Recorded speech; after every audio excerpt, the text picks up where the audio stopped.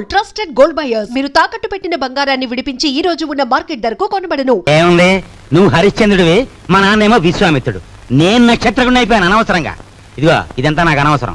నువ్వు మార్వాడి దగ్గరికి వెళ్ళి అర్జెంటుగా అప్పు చేసేయి. పుట్టిన ప్రతి చోట అప్పు చేశాను బాబు. నీ ప్రయత్నాలన్నీ ఫ్లాప్ అయ్యాయి కాబట్టి ఓ సూపర్ హిట్ ఐడియా చెప్తాను. ఏమిటి? దీనికి ఆడియన్స్ అంతా కావాలి. అత్తయ్య, అక్కయ్య, నా ఓన్ వైఫ్ సావిత్రి, ఓయ్ మేనలుడు, ఆడియన్స్ మొత్తం వచ్చేయండి. కమాన్. బావ కష్టాలన్నీ గట్టెక్కిపోవడానికి నేను 70mm ఐడియా ఇస్తున్నాను. అందరూ జాగ్రత్తగా వినండి. పెద్దాపురం బసవయ్య గారి అమ్మాయిని మన రాజుకిచ్చి పెళ్లి చేసేస్తే వాళ్ళు భారీ ఎత్తున కట్నం ఇస్తారు. దాంతో ముందు నా కట్నం బాకీ తీర్చేయచ్చు. మన సరస్వతి పెళ్లి చేసేయచ్చు. మిగిలిన బ్యాలెన్స్ డబ్బుతో ఓ కిళ్ళి కొట్టు పెట్టుకోవచ్చు. కాకపోతే ఏంటంటే ఆ అమ్మాయికి ఓ కన్ను గుడ్డి, ఓ కాలు కుంటి. వెధవ సలహాలు ఒక నోరు మూసుకో. మా రక్తం ఓడ్చైనా సరే నీ కట్టిన డబ్బులు సెటిల్ చేస్తాం. అంతవరకు తేరగా తింటూ కూర్చో. అంతేగాని ఇంకెప్పుడు ఇలాంటి పిచ్చి పిచ్చి సలహాలు మాత్రం ఇవ్వకు. జాగ్రత్త. ఏమిటన్నయ్యా, మనిషి అంత మనిషి మీ బావని పట్టుకొని వాడంతంత మాట్లాడుతుంటే నువ్వు చూస్తూ ఊరుకుంటావా? ఓరే, పెద్దంతరం చిన్నంతరం లేకుండా ఇంటి అల్లుండి పట్టుకుని అట్ట ఎత్తి పొదేస్తే ఆడికి కాస్త గడ్డి పెట్టలేవు. లలిత, ఎండలో అలిచిపోయి వచ్చాడు, వెళ్ళి వాడికి అన్నం పెట్టు. అమ్మో అమ్మో, అయ్యో.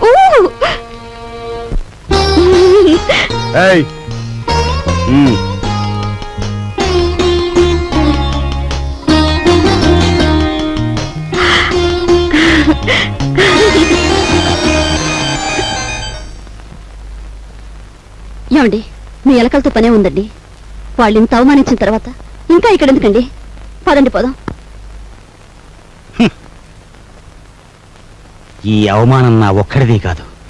ఆంధ్ర సీడెడ్ నైజాం ఏరియాల్లో అత్తవారిళ్లలో సెటిల్ అయిపోయిన అల్లుళ్ళందరిదీను. అసలు నన్ను అవమానించిన రాజుగాడు కాదే, మీ అన్నయ్య. ద్రౌపదీదేవి చీరల్ని దుశ్శాసనుడు లాగాడు, కానీ తప్పు వాడిది కాదు, వాడికి ఆర్డర్ వేసిన దుర్యోధనుడిది. మీ అన్నయ్య ఒక్క మాట కూడా మాడకుండా చూస్తూ ఊరుకుంటాడా? మీ అన్నయ్య నా కట్నం బాకీ తీర్చేసినా సరే నేను ఇక్కడి నుంచి కదలను. నా కక్ష తీరే వరకు ఇక్కడే ఉంటాను. ఇక మీదట విశ్వామిత్రుడు నేనే, నక్షత్రకుడు నేనే. తాళం తిప్పితే వచ్చి ఈనపెట్లు చూసాం కానీ నంబర్లు తిప్పితే వచ్చి ఈనపెట్టి నీ ఇంట్లోనే చూసాం. ఏ నంబర్ కింద ఏదెడితే పెట్టి తెరుచుకుంటుందో చెప్పే. నీ బెదిరింపులకు నేను లొంగను. ఆ నంబర్లు నేను చెప్పను. 4 రోజుల పాటు కడుపు కాల్చేస్తే దెమ్మ తిరిగిపోయి బొమ్మ కనిపించేస్తుంది. అప్పుడు నువ్వే చెప్తావు ఇంపాసిబుల్.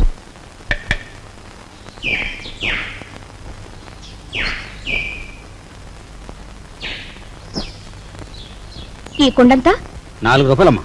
40 పైసల కుండ 4 రూపాయలా? ఇదేం బంగారం కుండ? ఆయన తొక్కేది మట్టా బంగారమా? ఇంతైతే ఎవరు కొంటారు? వద్దులే, వస్తా. కుమారరావణ దగ్గర నీ ఉద్యోగం ఏమిటట?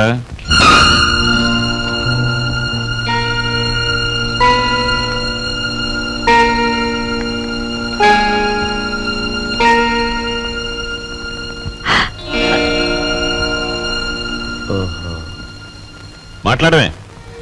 కుమారరావణ దగ్గర నీ ఉద్యోగం ఏమిటి? మట్టి తొక్కటం, అతను తయారు చేసిన కుండల్ని ఎండలో ఆరబెట్టడం, కాలిన కుండల్ని బండి మీద సెంటర్కి చేర్చడం. అది. నువ్వు చదివిన చదువేమిటి? నీ మీద మేము పెట్టుకున్న ఆశలేమిటి? నువ్వు చేసిన నిర్వాకం ఏమిటి? అతను నన్నేమీ అప్లికేషన్స్ పెట్టమనలేదు, పోస్టల్ అడ్రస్ జత చేయమనలేదు, వెధవ ప్రశ్నలు వేసి ఇంటర్వ్యూ తీసుకోలేదు, రికమెండేషన్ తెచ్చావా అడగలేదు, లంచం ఇస్తావా అడగలేదు. నన్నుగా గౌరవించి నాకు ఈ ఉద్యోగం ఇచ్చాడు. కానీ నీ పెద్ద కొడుకు మట్టి తొక్కుతున్నాడంట గాని ఊరంతా మీ నాన్నగారిని అడుగుతుంటే ఆయనకెంత నామోషిగా ఉంటుందో ఒకసారి ఆలోచించావా? అమ్మా, ఎటువంటి వంశంలో పుట్టాడు, ఎటువంటి మహారాజుకు మనవడని పెంచుకున్నాడు. అసలు నేను చెప్పేది ఏంటంటే,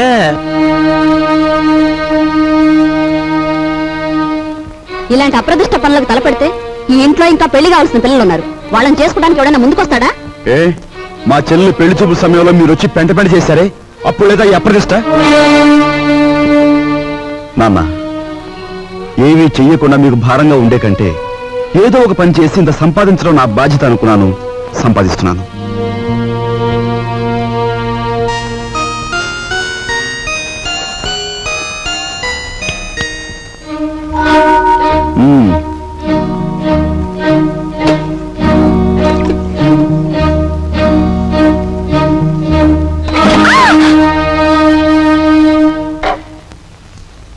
అక్కడ మట్టి తొక్కుతున్నట్టు ఇంట్లో ఎందుకు చెప్పు?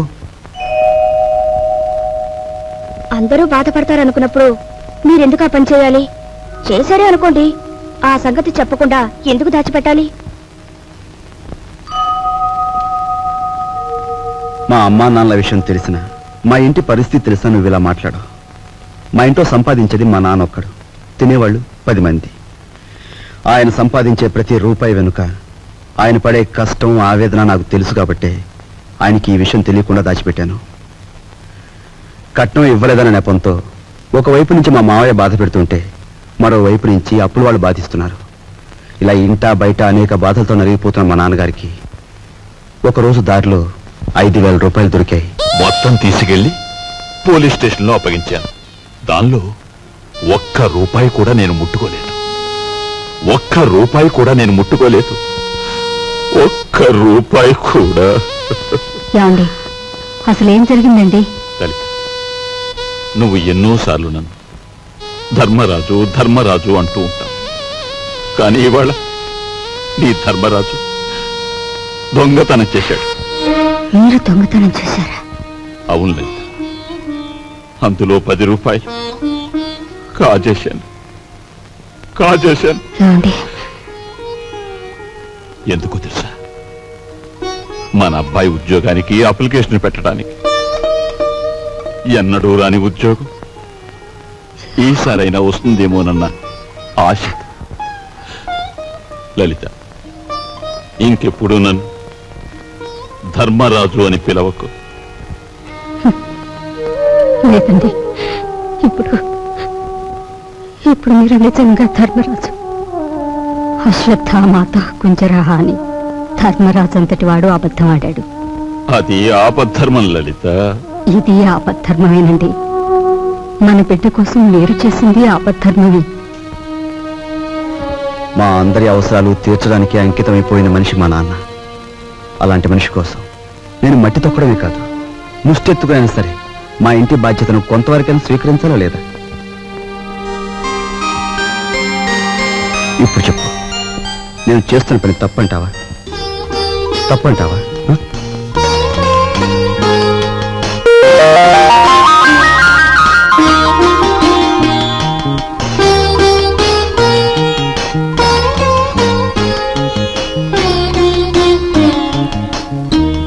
ఆ విధముగా రామలక్ష్మణులు అడవికి బయలుదేరిన వారు.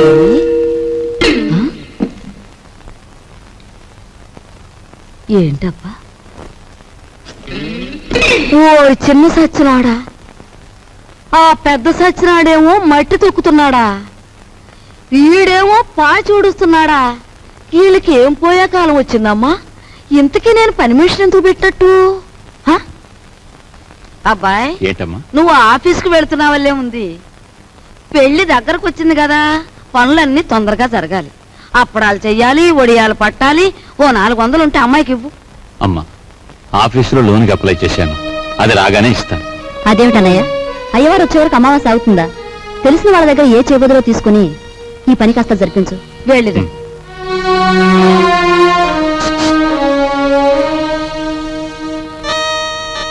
ఏమిటండి? నీకు మధ్య ఏమన్నా పోయిందా? మన బాకీ తెచ్చుకున్న వాళ్ళని పెళ్లి పనులు చేసుకోమంటావేంటి? అయ్యో రామ, పెళ్లి చూపుల రోజు మీరేమన్నారు? మా కట్నం బాకీ తెచ్చకుండా ఇంట్లో ఏ శుభకార్యం జరగటానికి వీల్లేదన్నారా? ఇప్పుడు ఈ పెళ్లి జరిగిందనుకోండి, దానికి ముందు మన బాకీ తీరుస్తారన్నమాటేగా. అమ్మని, నువ్వు అసలు రాజకీయాల్లో దిగాల్సిన దానివే, పొరపాటున నన్ను కట్టుకున్నావు. సమయానికి వచ్చారే పిల్లలారా, మీ పెళ్లి పనులు మేము అందుకోవద్దు, అలాగే మా ఇంట్లో పనులు కూడా. రండి రండి. అమ్మా, ఇదిగోనమ్మా నా మొదటి జీతం. జీతమా? అబ్బా, కూలి డబ్బులకి ఎంత గొప్ప పేరు పెట్టావురా సావిత్రి. అది ఇప్పుడు తప్పుడు మాట ఏమందే? మట్టి తొక్కాడని మందలించి 4 రోజులు కాలేదు.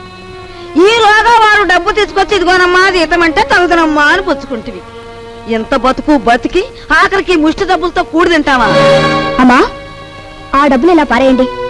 కష్టపడి సంపాదించిన డబ్బులకు విలువేమిటో మీలాంటి వారికి తెలియకపోవచ్చు. ఈ ఇంట్లో పనికి నాకు తిండి అక్కర్లేదు, వేరే జీతం అక్కర్లేదు. ఆ ముష్టి కూల్ డబ్బులు ఇలా పడేయండి. ఇదిగో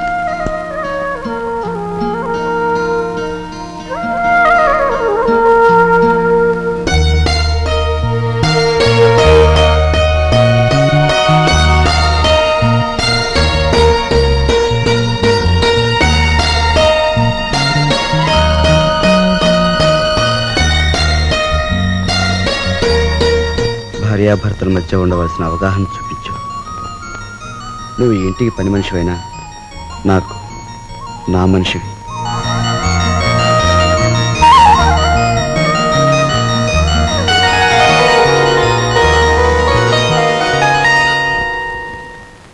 కోపం వచ్చి గట్టిగా కొడదామంటే చచ్చిపోతావేమో అని భయం. బాబు నాయనా అంటే మొండుకెత్తనావు. మమ్మల్ని బాధ పెట్టకుండా చెప్పే గురువా. చెప్పే గురు. మనవడక చూసావా, పరాయి సొమ్మంటే పరిసిగుంటాడు కూడా ఎలా సత్తా పడిపోతున్నాడో. ఎంతమందిని బాధ పెట్టడం భావ్యం కాదు గురువా. అలో చెప్పే గురు. ఉన్న ఒక్క కూతురు ఇల్లు వదిలి వెళ్ళిపోతే నేను వెతికించలేదు, పేపర్ ప్రకటన కూడా ఇవ్వలేదు. అంత ముండేవాడిని మీ బెదిరింపులకు నేను లొంగుతానా? గురువా మాట నా చెప్తాను. ఈ మొండిఘాటంగాడికి కూతురుందంటున్నాడుగా, ఈడు పేపర్లో ప్రకటన ఇవ్వకపోయిన ఈ తరపున మనం ప్రకటించేస్తే ఆ కూతురు ఇంటికి చేరిపోద్ది. ఆ తర్వాత స్వామియే శరణం. Very good very good. Hello నవ్వకే బాబు, కుర్రోడు దొరుచుకుంటాడు. ఆ నవ్వేదో ఇనపెడి దగ్గర నవ్వు, ఓపెనింగ్ గా నవ్వుద్ది.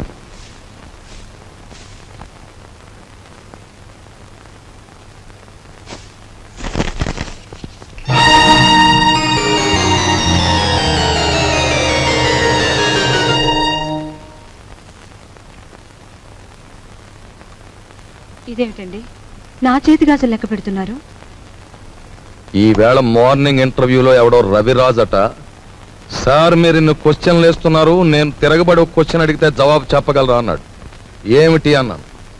రోజు అన్నం వడ్డించే మీ ఆవిడ చేతుకున్న గాజులు ఎన్ని అన్నాడు. Fantastic daddy. ఎవరతను? ఎవరు? రవిరాజా. తిరగబడి అటువంటి ప్రశ్న వేయాలనే థాట్ రావడం ఉంది చూసారు. That's great. He's really the hero of the present society. Jaya shut up. నీ తండ్రి మీద తిరగబడిన వాడు నీకు హీరోగా కనిపిస్తున్నాడా? నాలాంటి వాడి కాళ్ళ చుట్టూ దేహి ఉద్యోగం ఇవ్వండి బ్రతుకుతామని ప్రదక్షిణాలు చేసే ఒక నిర్భాగ్యుడు నీ దృష్టిలో హీరో ఆఫ్ ది ప్రజెంట్ సొసైటీయా? నీ చదువు ఎన్ని వెర్రతల్ల వేస్తోందంటే, అవునులే నువ్వు తిరగడానికి ఒక కారు, వీలైనంత ఖర్చు పెట్టుకోవడానికి బ్యాగ్ నిండా డబ్బు, నువ్వేది అడిగితే అది క్షణాల మీద సమకూర్చే తల్లిదండ్రులు, ఏసీ రూమ్లు, సోఫా బెడ్లు, తినడానికి ఖరీదైన భోజనం, ఇవన్నీ ఉంటే నీకు మంచేమిటో చెడ్డేమిటో ఏమాత్రం తెలియడం లేదు. అదే చాలీ చాలని తిండి, చాలీ చాలని బట్ట, బ్రతుకుతున్నావో చస్తున్నావో అర్థం కాకుండా బ్రతుకుతున్న ఏ దౌర్భాగ్యుల ఇళ్లలోనో 4 రోజుల పాటు ఉంటే తెలుస్తుంది. అక్కర్లేదు, పిలవక్కర్లేదు. ఆకలేస్తే అదే వస్తుంది. ఏసీ రూమ్లు, సోఫా బెడ్లు, తినడానికి ఖరీదైన భోజనం, ఇవన్నీ ఉంటే నీకు మంచేమిటో చెడ్డేమిటో ఏమాత్రం తెలియడం లేదు. అదే చాలీ చాలని తిండి, చాలీ చాలని బట్ట, బ్రతుకుతున్నావో చస్తున్నావో అర్థం కాకుండా బ్రతుకుతున్న ఏ దౌర్భాగ్యుల ఇళ్లలోనో 4 రోజుల పాటు ఉంటే తెలుస్తుంది.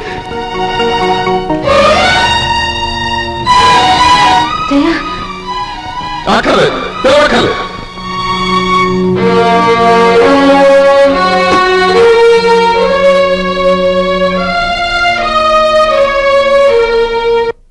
డాడీ, బయటికి వెళ్ళి బతకలేనని కదా మీరు అన్నారు. అలా బతకలేని నిరూపించుకున్న రోజునే తిరిగి మిమ్మల్ని కలుస్తాను.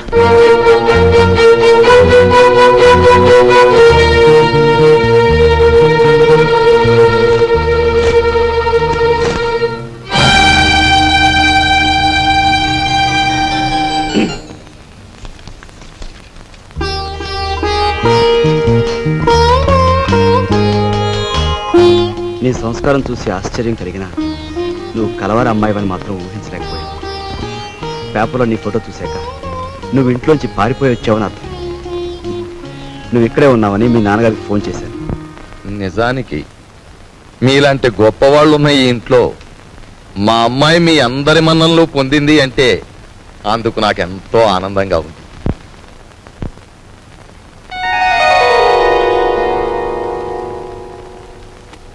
ఇదిగో పిల్ల, నిన్ను ఎప్పుడెప్పుడు ఏమేమి తిట్టానా అని ఆలోచిస్తే అస్సలు నిన్ను తిట్టకుండా ఎప్పుడున్నానో గుర్తు రావడం లేదు. ఏమో అనుకోకమ్మా. అంత మాటలు అవసరం లేదు మామగారు. నేను ఎక్కడున్నా ఈ ఇంటి ఆడపిల్లని. నన్ను ఈ ఇంటి మనిషిగా మీరందరూ ఒప్పుకుంటే నాకదే 10,000.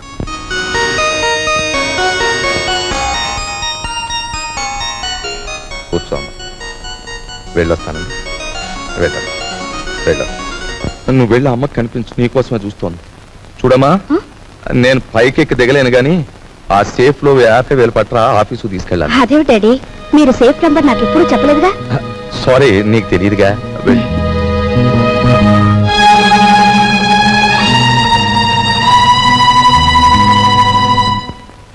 ఈ కాంబినేషన్ పెళ్ళానికి చెప్పక కూతురికి చెప్పక మరి ఎవరికి చెప్పాడు? అబ్బా, స్వామియే శరణం.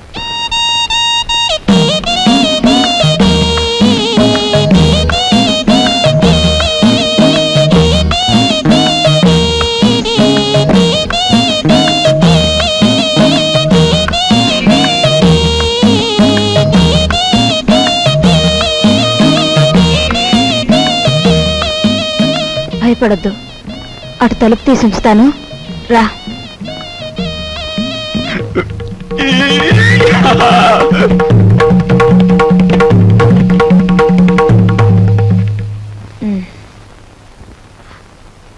ఏమిటి మీ చేతిలో?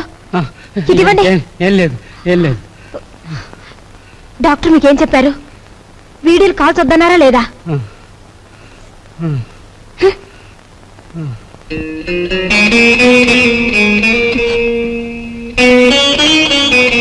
సారీ. రోజు కిటికీ దగ్గర అలా చూస్తూ నిలబడిపోతావు. మనసు పాడైపోవడం లేదు. నువ్వు నాకంటే చిన్నవాడివి, నీకు ఆ విషయం తెలుసా? అన్నట్టు ఆ సోఫాలో ఉన్న ఆయన ఎవరనుకుంటున్నా? తెలుసు, మీ ఆయన. ఆయన కడుపులో రాచపుండు. డాక్టర్లు బ్రతకడంటున్నారు. చాలా మంచి మనిషి. ఆయన ఎలాగైనా బ్రతికించుకోవాలి. దానికి బోలె డబ్బు కావాలి. అన్నట్టు నీ దగ్గర డబ్బుందా? నీ దగ్గర డబ్బుందా? నీ దగ్గర డబ్బుందా? నిన్నేరా అడిగేది. నీ దగ్గర డబ్బుందా? నేను డబ్బు కోసం వ్యభిచారం చేస్తున్నాను. ఫుల్ డబ్బు లేని చవటవి ఆ కిటికీ దగ్గర చేరి దేనికే ఆ చూపులు?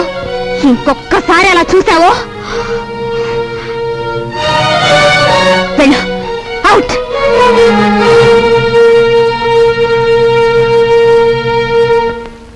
సార్, సార్, నా కూతురు వివాహానికి పిఎఫ్ లోనికి అప్లికేషన్ పెట్టాను. అందులో సగమే శాంక్షన్ చేశారు. చూడండి, ఇప్పటికే మీ జీతం మీద అన్ని రకాల అప్పులు తీసుకున్నారు. అందుకే హెడ్ ఆఫీస్ సగం శాంక్షన్ చేసింది. అది కాదు సార్. మీ మీద ఎంత అభిమానం ఉన్నా రూల్స్ కు విరుద్ధంగా నేనేం చేయలేను. I'm sorry.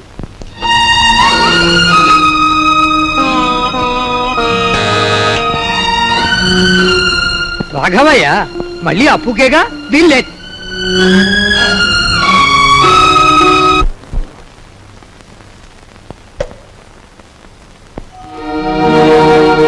మీరా? ఎక్కడి నుంచి నాన్న? ఈ వీధిలో ఎవరో అప్పిచ్చేవారున్నారంటే అడగాలని వచ్చాను.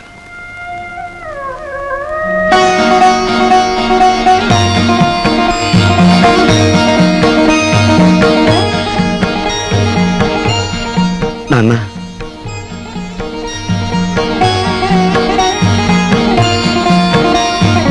మట్టి తొక్కుతున్నావని నిన్ను ఏసడించుకుని అప్పుల కోసం వీధుల వెంట తిరగటం అంతకంటే అసహ్యమని నాకు తెలుసు. నాన్న, నేను మారిపోయానని చెప్పేందుకు రాలేదు. మేం మారవని చెప్పటానికే నేను ఇక్కడికి వచ్చాను. నాన్న, అంతే. మేం మారం, మా తరం అంతే.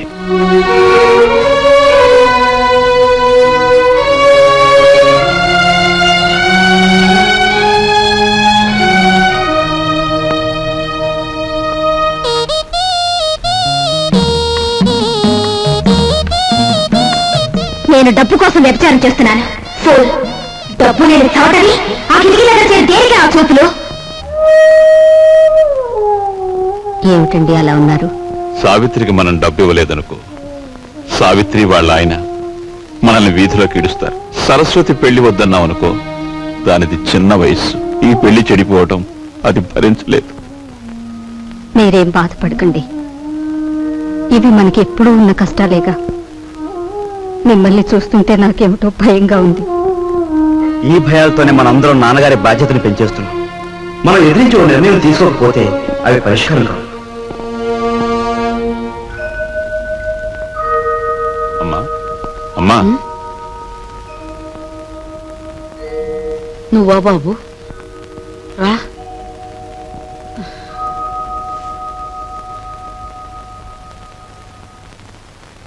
ఏంటి నాయనా? అమ్మా, మన సావిత్రికి నెలలో కట్నం డబ్బిచ్చి పంపిద్దాం అనుకుంటున్నాను. మా నాయనే, నువ్వు ఎప్పుడా పని చేస్తావా అని నేను 1000 దేవుళ్ళకు మొక్కుకుంటున్నాను. అమ్మా, సరస్వతి పెళ్లి కూడా వచ్చే నెలలో జరపాలని. శుభం. ఈ 2 శుభకార్యాలు జరిపించాలనే ప్రావిడెంట్ ఫండ్ లోనికి అప్లై చేశాను. కానీ అనుకున్న దాంట్లో సగమే అందింది. అయితే ఇప్పుడు ఎలారా? అమ్మా, నేను డబ్బు కోసం ఎంత ఇబ్బంది పడినా ఏ రోజు ఏదీ నిన్ను అడగలేదు. కానీ ఇప్పుడు అడక్క తప్పడం లేదు. ఒకసారి నీ మెడలో ఉన్న గొలుసిస్తే. నా గొలుసా? ఆ మహారాజు పోయాక పుస్తలు చెడగొట్టుకుని చేయించుకున్నా నీ గొలుసు. ఇప్పుడు దీన్ని కూడా ఆరాయింపు చేస్తానంటావా? ఆ మాట అనటానికి నీకు నోరట్ట వచ్చిందిరా? అమ్మటానికి కాదమ్మా, అవసరం వచ్చింది కనుక తాకట్టు పెడదామంటున్నాను. ఈ 2 బాధ్యతలు తీరిపోతే డబ్బు రాగానే విడిపించేస్తానుగా. విడిపించేస్తావు? తోడ పుట్టిన చెల్లెలకి కట్నం డబ్బులు ఇచ్చి పంపించలేక చుక్కలు లెక్క పెడుతున్న వాడివి నా గొలుసు విడిపించేస్తానంటే నేను నమ్ముతాననుకున్నావా? ఒరే, నేను బంగారం మీద మోజుతో కాదురా ఈ గొలుసు వేసుకు తిరుగుతున్నది. మహారాజులాగా బ్రతికిన మీ నాన్న శ్రార్థం నువ్వెంత ఘనంగా పెట్టావో నేను ఇంకా మర్చిపోలేదురా. రేపు నేను చస్తే నన్నింత బుగ్గి చేయటానికి నువ్వు నలుగురిని చందాలెత్తకుండా ఉండటం కోసమేరా నా దగ్గర ఈ కాస్త బంగారం ఉంచుకుంది. అది కాదమ్మా. నువ్వేం మాట్లాడు. నాకు ఇహం కంటే పరం ముఖ్యం, బ్రతుకు కంటే చావు ముఖ్యం. ఇక ఎప్పుడు నీ అవసరాలకి నా గొలుసుకు మాత్రం లంకె పెట్టకు. వెళ్ళు.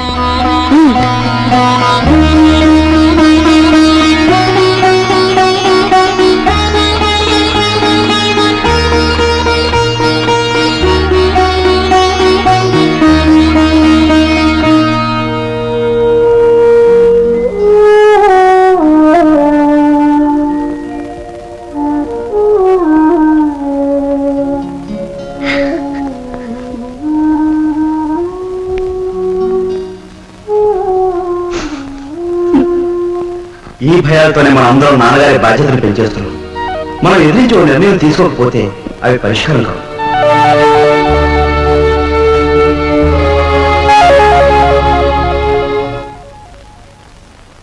అమ్మాయి సావిత్రి, ఏమా మీ అన్నయ్యకి ఏదో డబ్బు వచ్చినట్టుంది. రేపు పొద్దున్నే మీ ఆయన్ని అడగమను, లేకపోతే అది కాస్త పులుసులో కలిసిపోద్ది. అలాగేనమ్మా.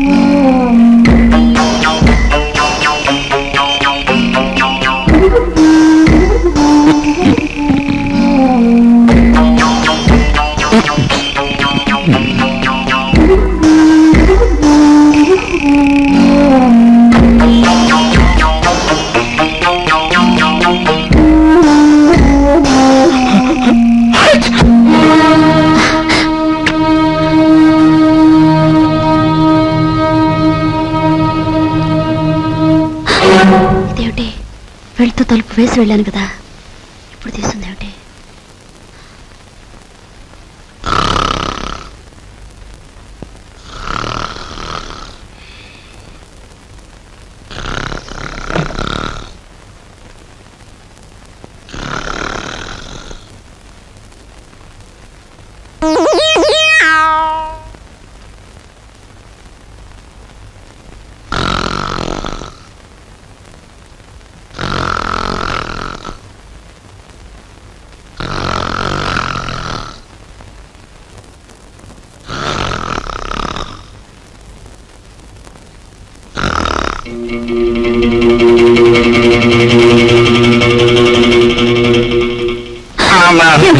ఏమైంది?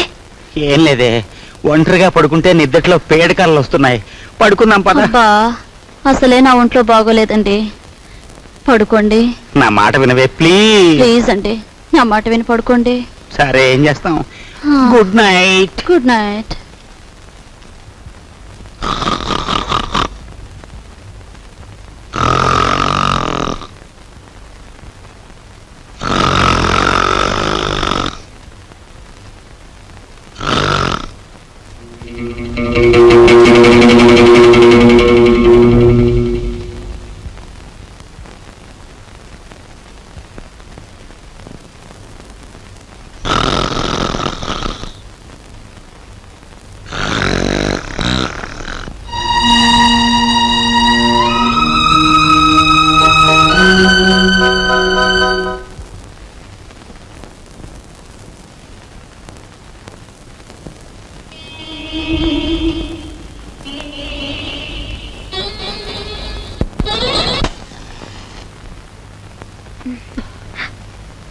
అల్లుడు గారు, టైం అయిందిగా, ఇక వెళ్ళిరండి. మరి నీకేదన్నా బక్షిస్ ఇవ్వద్దు? బాలేదనివే. నా డబ్బు, అమ్మో నా డబ్బు, నా డబ్బు. అమ్మ చింతామణి, పంచాయతీలు మింగేవాడు ఒకడైతే మున్సిపాలిటీలు మింగేవాడు ఇంకోడని నైస్ గా పాట పాడి నాకే మస్కా కొడతారా తల్లి కూతుళ్ళు? తీ డబ్బు తీ. ఏం డబ్బు? డోంట్ టాక్ అంటే డోంట్ టాక్ అంటే. అసలు శుభకార్యానికి ఉపయోగపడాల్సిన డబ్బు నేనెంతో కష్టపడి మాస్టర్ ప్లాన్ వేసి కొట్టుకొచ్చాను. మర్యాదగా నా డబ్బు నాకు ఇచ్చేయి, లేదు పోలీస్ రిపోర్ట్ ఇస్తాను. Take care. ఆయాస పడకండి. జగ్గు, ఈయనేదో అడుగుతున్నారు, ఇచ్చి పంపయ్యా. కూర్చోండి, వచ్చి ఇస్తాడు.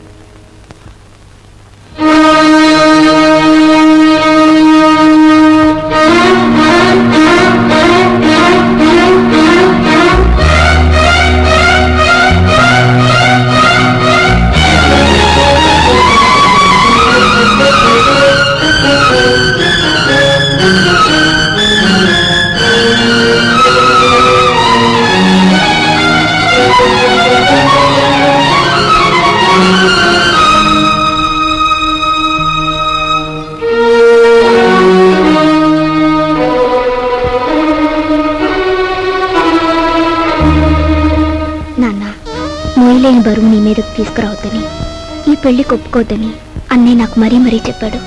కానీ ఏం చేయను, జీవితంలో ఎదిరించడం చేతకాని దాన్ని. నా పెళ్లి కోసం నువ్వు అమ్మ మంగళసూత్రం అమ్ముతుంటే ఏవి ఎరగనట్టు నటించాను. అప్పు కోసం నువ్వు ప్రతిరోజు ఊరంతా తిరిగి వస్తుంటే తెలిసి తెలియనట్టు ఊరుకున్నాను. ఇప్పుడు నా కట్నం విషయంలో మీరు పడే ఆవేదన నా కళ్ళారా చూశాను. కన్నవారి మాన మర్యాదలు మంటలో కలిసిపోయినా నా పెళ్లి కావాలని నేను అనుకుంటే నాకు నిష్కృతి లేదు. అందుకని నేను ఇంట్లోంచి వెళ్ళిపోదామని నిశ్చయించుకున్నాను. లోకం అంతా దీన్ని లేచిపోవడం ఉంటుందని నాకు తెలుసు. ఇంట్లో ఉండి బరువు బాధ్యతలు కల్పిస్తూ మిమ్మల్ని హత్య చేయడం కన్నా లేచిపోయిందనే అభినందన మోయడం తేలికని నిశ్చయించుకున్నాను. నేను వెళ్ళిపోతున్నాను నాన్న, నన్ను క్షమించండి. ఇట్లు మీ అమ్మాయి సరస్వతి.